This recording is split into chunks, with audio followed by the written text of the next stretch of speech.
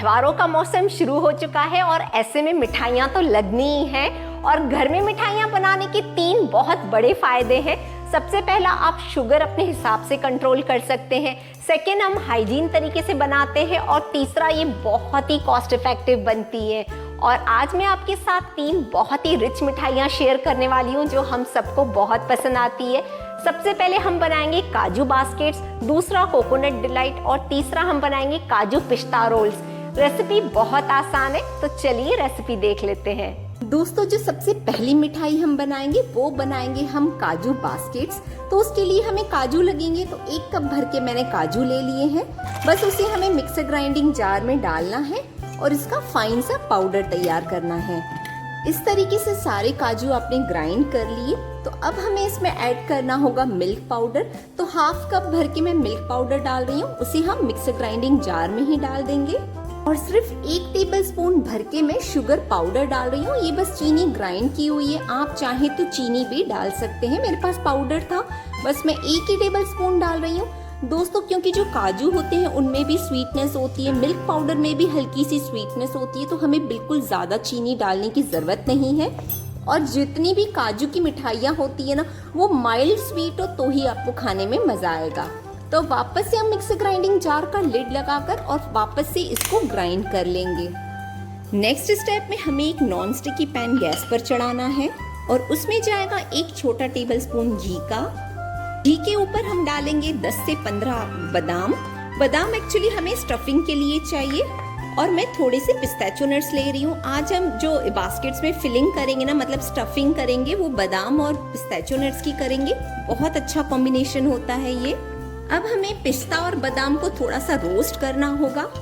जब आप मिठाइयों में इस तरीके से ड्राई फ्रूट्स रोस्ट करके डालते हैं तो आपकी मिठाइयों का जो टेस्ट है वो एनहांस हो जाता है। और ड्राई फ्रूट्स बहुत ही फटाफट से रोस्ट होते हैं। बस 30 सेकेंड्स पर अगर आप इसे हाई फ्लेम पर रोस्ट करेंगे तो ये रोस्ट हो जाएंगे। ड्राई फ्रूट्स हमारे रोस्ट हो चुके हैं, तो इन्हें निकाल देते हैं। अब सेम ही पैन में हम वापस से 1/2 टेबलस्पून बस घी का डालेंगे और उसके ऊपर जाएगा 1/2 कप भर के दूध। अब दूध के ऊपर हमने ये जो मिक्सचर बनाकर रखा था काजू का, वो सारा मिक्सचर हम डाल देंगे। और अब लो टू मीडियम फ्लेम पर हम सारे मिक्सचर को दूध के साथ मिक्स कर लेंगे और इसे हम बस 1 से 2 मिनट के लिए पकाएंगे, जब तक हमारा जो ये मिक्सचर है ना वो अच्छे से गाढ़ा नहीं हो जाए। ये सारा दूध जो है वो पूरा काजू सोक नहीं कर ले। स्पैचुला की हेल्प से आप इस तरीके से ये सारे मिक्सचर को प्रेस करते जाएं, क्योंकि जब हमने काजू ग्राइंड किए तो इसमें कुछ गुठलियां भी बन जाती हैं काजू की पाउडर की। तो सारी गुठलियां आप इस तरीके से तोड़ कर और इसको मिक्स करते जाएं। इस स्टेज पर आप हल्का सा मिक्सचर उठाकर और टेस्ट कर ले इसमें शुगर आपको परफेक्ट लग रही है कि नहीं, क्योंकि इसी स्टेज पर आप शुगर को एडजस्ट कर सकते हैं। मैं इसमें 1/2 टेबलस्पून शुगर और ऐड कर रही हूँ। अगर आप बहुत मीठा पसंद करते हैं तो फिर आपको शुगर ज्यादा डालनी होगी, 2 से 3 टेबलस्पून आप डाल सकते हैं। आप पहले ही स्टार्टिंग में बहुत सारी शुगर ना डाल दें, क्योंकि अगर ये मिठाइयाँ काजू की ज्यादा मीठी हो जाती है तो मजा नहीं आता है खाने में। और बस 2 से 3 मिनट में ही आप देखेंगे हमारा ये जो मिक्सचर है वो बहुत ही अच्छे से ड्राई हो चुका है। अब देखिए आप, ये साइड्स पर बिल्कुल स्टिक नहीं हो रहा है, ये जमने की कंसिस्टेंसी पर आ चुका है। तो बस गैस का फ्लेम हमें ऑफ करना है और पहले अभी हमें इस मिक्सचर को ठंडा करना होगा। नेक्स्ट स्टेप में हमने जितने भी ये ड्राई फ्रूट्स को रोस्ट करके रखा हुआ है, अब हमें इन्हें चॉप करना होगा। इस तरीके से आप चॉप कर लें, थोड़े से बड़े बड़े पीसेस में ही, मतलब 1 बादाम में से बस मैंने 4 पीसेस किए हैं। पिस्ता और बादाम को हम इस तरीके से चॉप कर लेंगे। इस तरीके से आपने एक बार ड्राई फ्रूट्स को चॉप कर लिया, तो अब इसमें जाएगा 2 टेबलस्पून भर के तिल। ये तिल ऑलरेडी रोस्टेड है, मैंने हल्का सा तवे पर इन्हें रोस्ट करके डाला है। रोस्टेड तिल बहुत अच्छे लगते हैं इस स्वीट्स में। और मेरे पास कुछ ड्राई रोज पेटल्स है तो मैं वो भी डाल रही हूँ, ये एकदम ऑप्शनल है। अगर आपके पास फ्रेश गुलाब की पत्तियां हैं तो आप उन्हें भी यूज कर सकते हैं। और लास्ट में इसके ऊपर जाएगी 2 टेबलस्पून भर के हनी। जी दोस्तों, हमें हनी ही डालनी है। हनी से हमारी ये जो स्टफिंग में है शाइनिंग आएगी और टेस्ट बहुत अच्छा आता है। स्वीटनेस जो भी हमारी है वो हनी से ही मिल जाएगी हमारी स्टफिंग को। 2 टेबलस्पून भर के आप हनी डालकर इसे अच्छे से मिक्स कर लें। इसीलिए मैंने जो काजू का मिक्सचर है उसमें शुगर कम डाली थी, क्योंकि इसमें भी हम ऑलरेडी हनी डाल रहे हैं। फिर भी अगर आप ज़्यादा मीठा पसंद करते हैं तो फिर काजू के मिक्सचर में आपको और शुगर ऐड करनी होगी। ये मिक्सचर ड्राई लग रहा है तो 1 टेबलस्पून में हनी और डाल रही हूँ। अगर आपके पास रोज पेटल नहीं है तो आप 1 से 2 ड्रॉप रोज एसेंस की भी डाल सकते हैं। हमारी स्टफिंग एकदम रेडी है। हमारी स्टफिंग रेडी है, काजू का मिक्सचर भी रेडी है। तो अब हमें बस बास्केट्स को शेप करना होगा।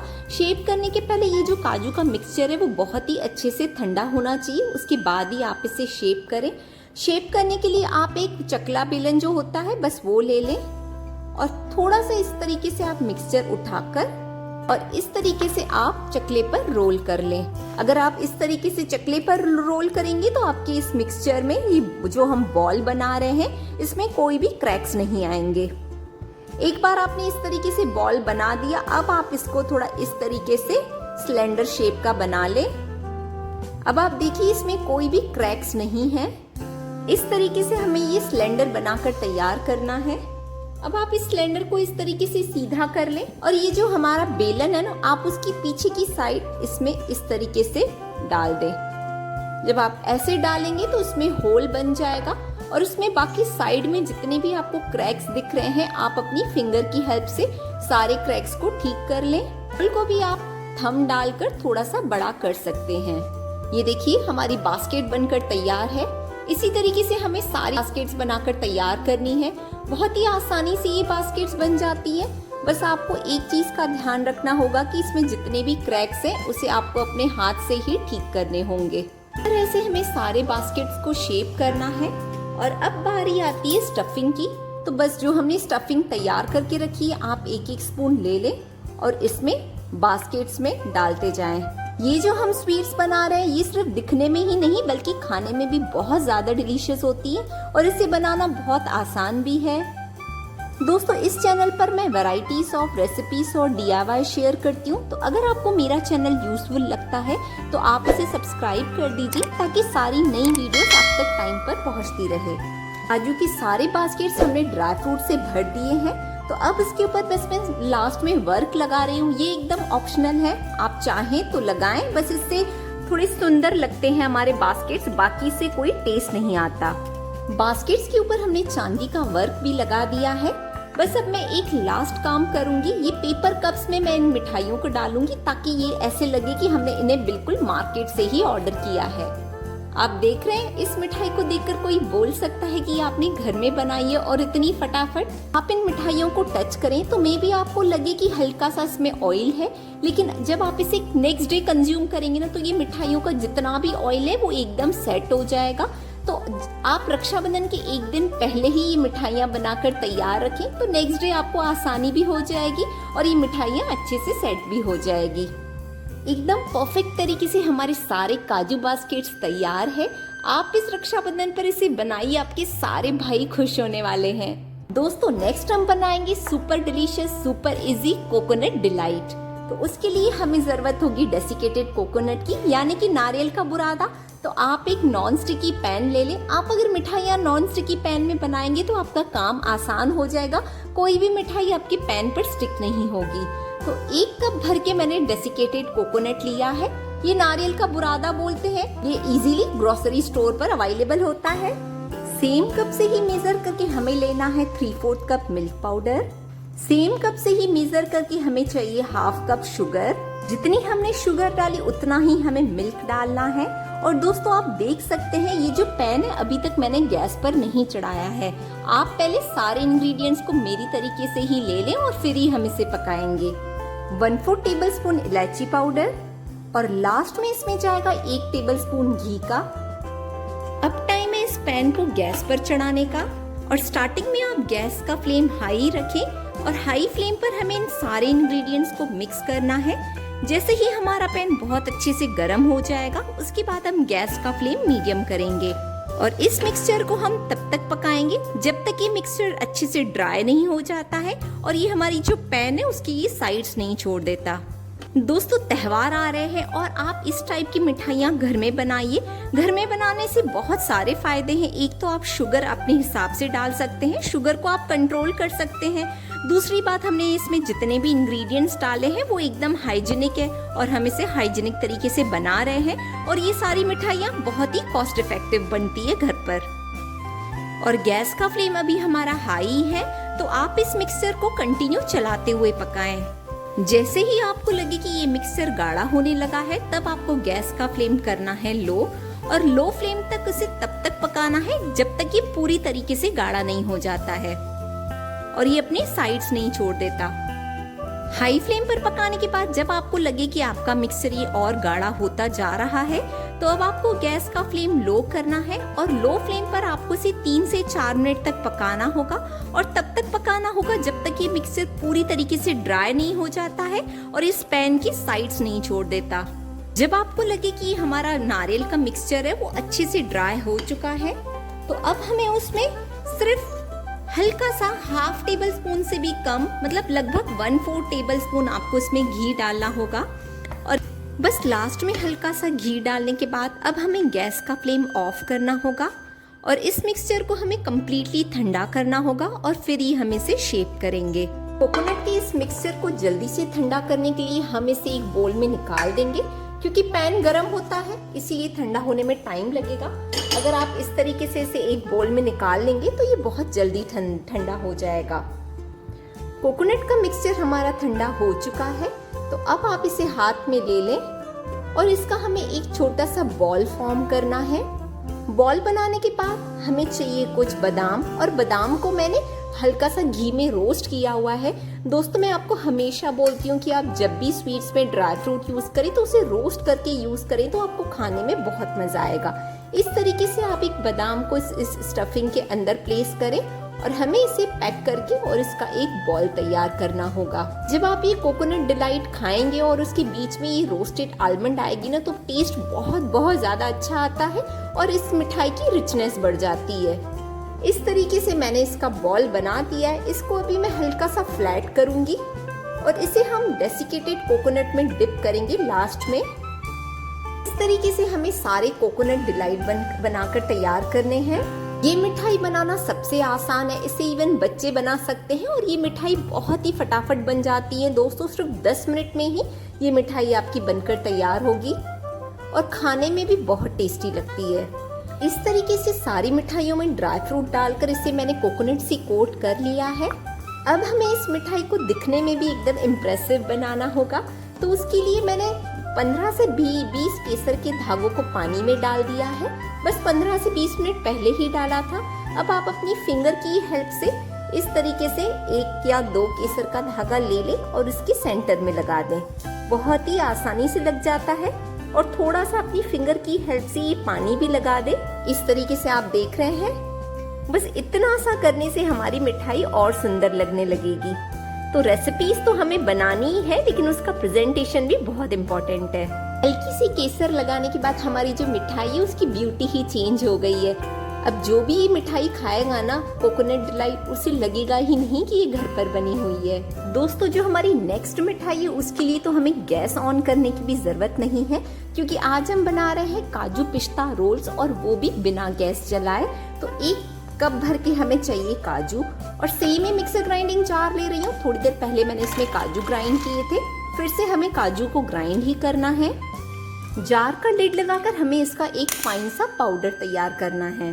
काजू का पाउडर बनाने के बाद अब हमें इस पाउडर को छानना होगा, ताकि अगर इसमें कोई भी काजू के चंक्स हैं तो वो सारे निकल जाएं। छानने के बाद आप देख सकते हैं इसमें काफी सारे काजू के बड़े पीसेस हैं, तो एक बार हम ये काजू के पीसेस को फिर से ग्राइंड कर लेंगे। काजू को छानने के बाद अब काजू का बहुत ही बढ़िया वाला पाउडर हमें मिल चुका है, तो वापस हम छन्नी ले लेंगे और उसमें हमें अब छानना होगा 1/2 कप भर के मिल्क पाउडर, और सेम ही कप से मेजर करके हमें चाहिए 1/4 कप भर के शुगर पाउडर। अब आप शुगर पाउडर और मिल्क पाउडर इन दोनों को भी छान लें। छानने के बाद आपको जितने भी शुगर के ग्रेनुअल्स दिख रहे हैं आप उन्हें डिस्कार्ड कर दें। अब तीनों इंग्रेडिएंट्स को आप हाथ से एक बार अच्छे से मिक्स कर लें। मिक्स करने के बाद अब हमें 1/4 कप भर के दूध लेना है और थोड़ा थोड़ा दूध डालकर हमें इसका आटा तैयार करना होगा। आप एक साथ दूध बिल्कुल न डालें, जितना जरूरत होगी हमें उतना ही दूध डालना है। काजू के मिक्सचर में मैंने बस 2 से 3 टेबलस्पून ही पानी डाला है और आप देख सकते हैं अच्छे से गीला हो चुका है आटा और अभी हाथों पर भी काफी स्टिक हो रहा है। तो अभी हमें सिर्फ 1/4 टेबलस्पून घी लेना है और अपने हाथों को ही घी से ग्रीस कर लेंगे और इस आटे को एक बार वापस से इकट्ठा कर लेंगे। दोस्तों हमने इसमें चीनी पाउडर डाला है ना, तो चीनी पाउडर पानी रिलीज करता है, इसीलिए आप दूध संभाल कर ही डालें। 1/4 कप में से देखिए मैंने और भी दूध बचा कर रखा है। सिर्फ 2 से 3 टेबलस्पून ही दूध यूज किया है हमने। घी लगाने के बाद आप देख सकते हैं ये आटा अभी हाथों से छूटने लगा है। आपको ये स्टिल ऐसे लग रहा है कि काफी अभी आपके हाथों पर स्टिक हो रहा है, तो आप वापस से हल्का सा ही घी अपने हाथों पर ले लें और उसे वापस से इकट्ठा कर लें। अब दोनों हाथों की हेल्प से आप देखिए मैं इसे किस तरीके से रोल कर रही हूँ। अब देखिए ये बिल्कुल भी स्टिक नहीं हो रहा है अब हमारे हाथों में। इस तरीके से सारे आटे को हमें इकट्ठा करना है और हमारे काजू का ये जो आटा है वो बिल्कुल रेडी है। इसे अभी साइड करते हैं। नेक्स्ट स्टेप में हमें अभी पिस्ता मिक्सचर बनाना होगा, तो आप 1 कप भर के पिस्ता ले लें, मिक्सर ग्राइंडिंग जार में डाल देंगे। अब हमें पिस्ता का भी पाउडर बनाना होगा, जैसे हमने बिल्कुल काजू का पाउडर बनाया था। पिस्ता का पाउडर तैयार होने के बाद अब हमें इसे छानना होगा, जैसे हमने काजू को छाना था। छानने से हमें पिस्ता का फाइन सा पाउडर अचीव होगा, जितने भी चंक्स हैं वो सारे निकल जाएंगे। और मैं इस मिठाई में इलायची पाउडर नहीं डाल रही हूँ क्योंकि मुझे पिस्ता और काजू का रियल टेस्ट पसंद है। आप चाहें तो उसमें इलायची पाउडर भी ऐड कर सकते हैं। पिस्ता को छानने के बाद अब हमें वापस से मिल्क पाउडर और चीनी छाननी होगी, तो 1/2 कप भर के मिल्क पाउडर और 1/4 कप भर की चीनी, इन दोनों को भी आप छान लें। अब इसमें जाएगा 2 से 3 ड्रॉप्स ग्रीन कलर के, ये एकदम ऑप्शनल है पर कलर बहुत अच्छा आता है पिस्ता रोल्स का। फिर बस आप कलर डालने के बाद इसे हल्का सा मिक्स कर लें और वापस सेम ही हमें इसमें दूध डालना होगा। और दोस्तों आप दूध फिर से संभाल कर ही डालेंगे, बस 2 से 3 टेबलस्पून ही दूध डलता है इसमें। थोड़ा थोड़ा दूध डालकर आप एक डो तैयार करें। इस तरीके से हमने पिस्ताचियो नट्स का ये आटा तैयार करना है और ये आटा बहुत ज्यादा हाथों पर नहीं स्टिक होता है। फिर भी आप लास्ट में अपने हाथों को हल्का सा ग्रीस करके इसे एक बार और चिकना कर ले। आप देख सकते हैं पिस्ता का भी ये मिक्सचर है वो इकट्ठा हो चुका है। नेक्स्ट स्टेप में हमें जरूरत होगी एल्यूमिनियम फॉइल की, तो आप अपने प्लेटफॉर्म पर इस तरीके से ये फॉइल लगा लें। अब आप इस काजू के मिक्सचर को लेकर और अपने हाथ से ही इसका एकदम बढ़िया वाला से बॉल बना लें जिसमें क्रैक्स ना हो। अब हम इसे फॉइल पर रखेंगे और आप अपने हाथों की हेल्प से इसे पहले हल्का हल्का प्रेस कर लें। अब आप ले लें बेलन और बेलन को हल्का सा घी से ग्रीस कर लें और अब हमें इस मिक्सचर को रोल करना होगा। हल्के हल्के हाथों से आप रोल करें, बहुत ही आसानी से ये रोल हो जाता है। आप चाहें तो इस फॉइल को इस तरीके से पलटा पलटा कर भी इसे रोल कर सकते हैं। और दोस्तों ये जो काजू का मिक्सचर है हमें उसकी पतली सी शीट तैयार करनी है। इस तरीके से पतली सी हमें काजू की शीट तैयार करनी है और आप कोशिश करें इसे स्क्वायर बेलें। हल्का हल्का भी अगर आप इसे स्क्वायर बेलेंगे तो बहुत अच्छा होगा। तो अभी ये हम काजू की शीट को साइड करते हैं। नेक्स्ट हम ले लेते हैं पिस्ताचियो नट्स का ये मिक्सचर और इसे भी हम इस तरीके से एक बार चिकना कर लेंगे और इसको 2 पार्ट्स में हम डिवाइड करेंगे। 2 पार्ट्स में डिवाइड करने के बाद आप इस तरीके से इसका रोल बना लें। इस तरीके से हमें लंबे से 2 रोल तैयार करने हैं। अब दोनों रोल्स हमारे तैयार हो चुके हैं, इन्हें थोड़ा साइड कर लेते हैं। और अब आप वो काजू की जो शीट बना कर रखी है हमें वो लेनी है। काजू की शीट के अभी हम 2 पार्ट्स कर लेंगे, तो आप इसे बीच में से इस तरीके से काट लें। रोल को इस तरीके से आपने रख लिया, तो अब हमें ये काजू की शीट को फोल्ड करना होगा इस तरीके से। बस आप फॉइल पेपर हल्का हल्का हटाते जाएं। पर आप अपने हाथों को हल्का सा ग्रीस कर लें और हल्का सा ये काजू के मिक्सचर के ऊपर भी हल्का सा ग्रीस कर लें, तो ये निकलने में बहुत ही आसानी हो जाएगी। इस तरीके से दोस्तों आप देख सकते हैं ये निकल चुका है। तो अभी हमें वापस से मैं थोड़ा सा ग्रीस कर लेती हूँ प्लेटफॉर्म को और अब हमें इसे इस तरीके से रोल करना होगा। इस तरीके से आप पतला सा रोल कर लें। इसे काटने के पहले आप चाकू को भी हल्का सा घी से ग्रीस कर लें और ये जो ग्रीन मिक्सचर दिख रहा है उसको मैं सबसे पहले निकाल देती हूँ ये, और फॉइल को मैंने हल्का सा बस घी से ग्रीस कर लिया है। 10 मिनट के लिए हम इसे रखेंगे फ्रिज में और 10 मिनट के बाद हम इसे कट करेंगे। दोस्तों 10 मिनट में हमारा ये रोल सेट हो चुका है फ्रिज में, तो हम इसे निकाल देते हैं। इसे आप इस तरीके से वापस हाथ से थोड़ा सा पतला कर लें और हमारे रोल अभी कटने के लिए रेडी है। ये देखिए दोस्तों, हमारे काजू और पिस्ता रोल्स कितने परफेक्ट लग रहे हैं। आप देख रहे हैं अंदर से, ये बहुत ही डिलीशियस बनते हैं, मतलब बिना गैस जलाए हुए। और इन रोल्स को एक्चुअली बच्चे भी बना सकते हैं, ये इतने आसान है बनाना। सारे देखिए आप रोल्स, और इस तरीके से आपने सारे रोल्स को कट कर लिया। अब इन रोल्स के ऊपर मैं वर्क लगाने वाली हूँ चांदी का, बिल्कुल जैसे मार्केट में काजू रोल्स के ऊपर लगा रहता है उसी तरीके से हम वर्क लगा देंगे। तो आप बस एक रोल को उठाकर इस तरीके से हल्का सा कोट कर लें, ये देखिए। और ये वर्क लगाना एकदम ऑप्शनल है, इससे कोई टेस्ट नहीं आता है, बस इससे हमारी जो मिठाइयाँ हैं वो सुंदर दिखती है। ये देखिए दोस्तों, बिना गैस जलाए हमारे काजू पिस्ता रोल्स एकदम परफेक्ट तरीके से बनकर तैयार है। तो आप इस रेसिपी को भी जरूर ट्राई कीजिएगा। दोस्तों ये जो सारी मिठाइयाँ हैं ये आपको मार्केट में 2 से 2,500 के रेंज में मिलेगी, और जब आप इसे घर में बनाएंगे ना तो 1/4 से भी कम में बनकर तैयार होगी और एकदम परफेक्ट और डिलीशियस बनेगी। तो दोस्तों ये रेसिपीज को आप ट्राई जरूर कीजिएगा। वीडियो अच्छी लगी हो तो लाइक कर दीजिएगा, चैनल यूजफुल लगता है तो सब्सक्राइब कर दीजिएगा। मिलती हूँ आपसे अपने अगले वीडियो में, तब तक आप अपना बहुत सारा ध्यान रखें, स्वस्थ रहें और खुश रहें।